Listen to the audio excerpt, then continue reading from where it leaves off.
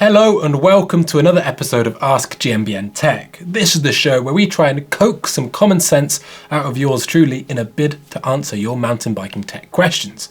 So if you have a question of your own, get in the comments using the hashtag AskGMBNTech and hopefully we can feature it and answer it on the show. The first question this week is from Leo and they ask, "Hi, are there any other important characteristics other than weight for choosing between two different sets of cross-country wheels?" He goes on to list a couple of DT Swiss models as well as a Maverick one. So much of wheel design is hard to quantify. We talk about stiffness, but what's that compared to necessarily? And it's not really from one set point that we're talking about. I would say wheels are a place where review sites are very, very useful indeed. And if you have a reviewer that you really trust, you can hopefully be able to hear what they think about it. I would say that using consumer reviews that you might see on, the web stores, etc., can be very useful for identifying common faults or things that might go wrong. But I think there's often a bit of, confirmation bias when people are reviewing stuff they've just spent a lot of money on. So in terms of performance, it can kind of be hard to really get a good feel about how the wheel's going to actually perform solely off people that have actually taken the plunge. I think rim width is a big one. That's one of the things that's really kind of on trend at the moment, and I think we'll be talking about it later on as well. When choosing, I would suggest thinking about going something slightly wider, just because it supports the tyre so much better, means you can run lower pressures and get more grip whilst also having more stability. You also get things like what's going on at the hub. As you spend more, you tend to get kind of more reliability, better sealed and kind of more intricate mechanisms in terms of the free hub. There's also things to take into account like compatibility. Does this rim or indeed hub need proprietary spokes? And if that's the case, that might actually put you off. Similarly, it might not bother you at all.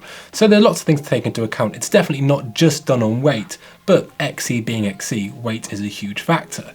So the next question is from Carl. They say they've been experimenting a lot, but they'd like to get a second opinion. Is it safe to run Maxxis EXO, so that's their kind of middle of the ground trail casing, as low as 20 psi? They go on to specify they're using a Minion DHR2 dual compound EXO in a 27.5 diameter and 2.3 width. It depends not only on your weight and your riding style, also on what trails you're riding. It also depends on things like whether you're going to run it in the front and the back and your rim width. There are a lot of different factors to affect this, so I can't really give you a blanket yes or a blanket no. You might find at lower pressures you are increasing the likelihood of burping. Now burping can happen no matter how thick the casing is, and it's basically where you're hitting a turn or a change of direction hard enough, or even just a large spike in compression, and it's actually lifting the tyre off the rim and releasing some air. Now on the rear it happens, on the front less so, but when it does happen on the front, the consequences can sadly be a shade higher. You might find 20 psi isn't ridiculously low if you're riding more natural trails that don't have any, like I said, any massive compression forces going through the bike, or indeed no big rocks or anything like that. You might find actually that's fine, especially in the front. When you go on the back, that's where more of our weight sits. So as a rider, we tend to hang up our rear wheel on obstacles and stuff like that. So you do tend to need a little bit more pressure to keep your bike running and stop dropping pressure really and stop losing air. But it is specific to you and actually indeed your pump. Now this sounds a bit stupid, but if everyone's pumps are out a little bit differently, then people think they might be running say 22 psi but could indeed be running lower, and you could be saying you're running 20 psi, but if your pump was out you could indeed be running quite a lot higher. So I would say find a pressure that works for you through experimentation and make a note of where that is on your pump and then stick to that one, and you can get something very consistent, or at least that's the aim. So the next question is from John, and they've got a question relating to stroke length and wheel travel, and they want to know how the wheel travel can be so much higher than the stroke length. In their example, they say 150 mil at the back, but with a stroke length that's just 50 mil long. So the linkage of a bike will have a mechanical advantage over a shock. So that means that, you know, if you imagine it like, you know, just like a lever and the fulcrum points here, an editor, if you could do some drawing, that would be just swell. If the shock stroke is just this bit here, and so you're just getting 50 mil there, but on the wheel travel, it's all the way out here, then even though, you know, it's fixed and it's still the same point, you're going to be getting a lot more movement at this end.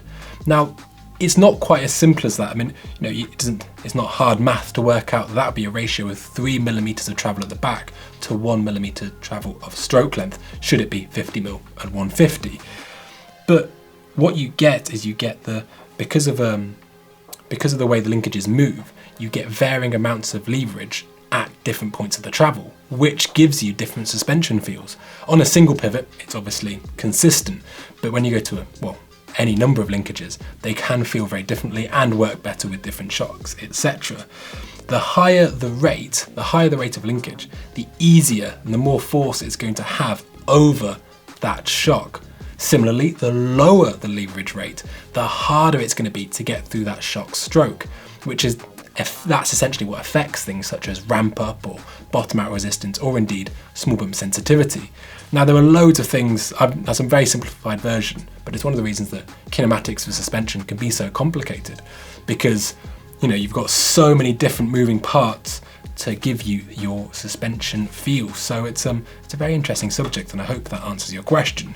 The next question is from Sean, and they just simply say, crank arm length, what's the difference? It's really personal preference. Some people like the feeling of longer, some people like the feeling of shorter crank arms. I personally am in the second group. When you have a longer lever, come back to leverage again, you will find it easier to turn, to really get some power over the cranks. However, there's a lot of, if you want a single speed or like a fixed bike, then this would actually be a really, really big factor. However, because there's so much variation in the way we use our gears, crank arm length kind of gets lost in the conversation a bit. What that means is that I think it was British Cycling did studies, and they found that there wasn't really any really calculable difference between using crank arm lengths, and if it's marginal for them, it's very much marginal for me. What you do get though is you get systems that fit each other differently, and that comes down to how your body is proportioned. Things like femur length can play a big part in that. Personally, I like a shorter crank arm length solely because it stops my knee coming so high into the stroke and closing off at the hip angle. Because if you imagine the longer the crank, the higher it's going to come up into your body. Similarly, the longer the crank, the lower you run your saddle. So it could actually be quite a good way to tune, dropper post compatibility if you were stuck in that regard. But yeah, it really is personal preference. Like I said, I think shorter the better. 165 are great for me. I'd even be tempted to go to 160 if I ever got the opportunity. And I know of some people in the downhill races for clearance running as low as about 150, which is very short indeed. But it really does suit, and I'd say if you get the chance to try different types, that's how you'll know. The next question is from Acceleronics, and they say, I am researching new wheels for my Turbo Levo, and I don't know how to decide between brass and alloy nipples. I see that brass is heavier, but I care more about strength and longevity. Is there a noticeable longevity difference between these two materials? Yes, brass every day of the week, cut and shut answer. Alloy nipples are great when you are speccing a wheel build to sell because you can keep your overall weight lower, but the difference is actually quite marginal, and I would never, ever, ever spec alloy nipples. No. They round, they're just not as strong. They can kind of break as you pull spokes kind of off the rim essentially. Just honestly, no, brass. And I think I've made my thoughts on that subject quite clear. The next question is from Alco, and they say, I have to degrease and lube my chain after every ride, otherwise it will creak. Is this normal? Some chains do suffer from it, and it's not just about it being a entry-level chain or anything like that. You can get some really high-end chains that suffer from this too. The first thing you need to do is obviously ensure that it's not worn, because that can be a big one. And the way, because I've had this before, and the way I remedied it was degreasing the chain like it says you were doing, and I put wet lube on wiped it off and let it kind of penetrate to get in all the places it needs to. But running wet lube, especially in the summer, can be kind of overkill. So what I used to then do is, after wiping the excess off, I would apply dry lube, and that would kind of give a bit of resistance to just collecting loads of muck and grime. And that used to quieten mine down, but it is very annoying, I have to admit. Maybe even try something like a wax lube as well. They can be quite effective on that sort of thing. The next question is from Muzzer, and they say, my rear shock has the maximum volume spaces and I have 20% sag, but it is still bottoming out on the jumps. Is there anything to help? Well, when you're riding big jumps, this is a problem, basically. I remember Sam Reynolds used to have a 1,000 pound spring on his DH9 when he used to do Darkfest, well, still does, which is hefty. So, you know, it is a problem with hitting jumps. You might find that you actually need more compression damping as well. Now, compression, you know, basically the higher amount of compression damping you have, the more it will restrict the shaft's movement going into the stroke, so it'll make it harder to go through. That in turn will kind of do a bit of the legwork for the spring rate and kind of slow things down, so it might keep you off that end stroke. If you've got any external adjustment, you probably want to try some low speed compression adjustment here, add a few clicks and see if that helps. But it is you're finding yourself in a very difficult situation, because if you are, you know, you might not be, you might just be riding particularly hard, but if you're a heavier rider, putting the bike through its paces, you know, it's hard for manufacturers to spec a shock tune that's going to please everyone, basically. And I think often, and this is pure speculation on my part, so, you know, industrial amount of salt, but I think often there's a tendency to spec lighter compression tunes because that kind of feels better, you know, on the shop floor, on your demo ride when you're just pootling around, etc. But when you're actually pushing hard, when you really get to know the bike, then it comes up, the limitations become apparent.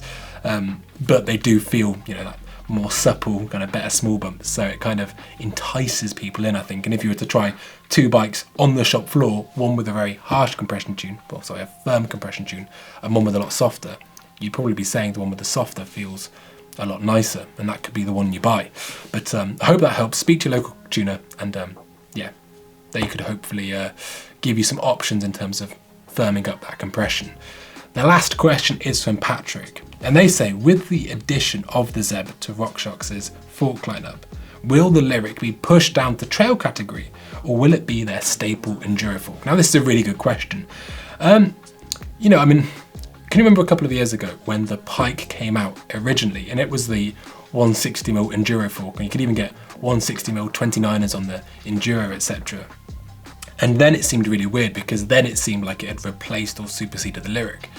But now when they brought the Lyric back and they put the Pike down to kind of the trail fork, now it seems completely at home there, and it seems weird to think that it was ever the enduro fork, because it just has got such kind of a firm corner in the trail market. So I would say what's probably going to happen is the Lyric is going to occupy the same space as the 36 does for Fox. And for people that want to ride, you know, that kind of aggressive trail bike with a 150mm fork on a 29er, that is going to be a great option for them. But if they were to run a 180mm fork on a 29er, they probably want the Zeb. And it's just down to that as much as anything. As you get the longer shafts, the longer stroke lengths on the fork, longer travel, you do of course run into issues, because the longer something is, the more it's going to suffer from flex. So in my mind, the way I look at it, for my reactor, I'd want a Pike. For my Strive, I'd want a Lyric. And if I had one of those pole staminas, I'd probably want a Zeb, and it would go like that. But you know, the Lyric is still a massively capable fork, just like the 36s. And the fact that there's a bigger boy in town, it doesn't actually affect that. No matter however tempting the new forks are, it doesn't actually make the current one any worse, obviously. But that is it for another week's Ask GMBN Tech. Thank you very much for watching. We really do appreciate it. Now, if you want to support the channel, please like this video and consider subscribing. Also, get in the comments, what do you think is the coolest fork available on the market right now? Is it the new 38, the Zeb, the Lyrics, the 36, or maybe something like those Stepcast 32s, which are very nice indeed. Thanks for watching, guys, and we'll see you next time.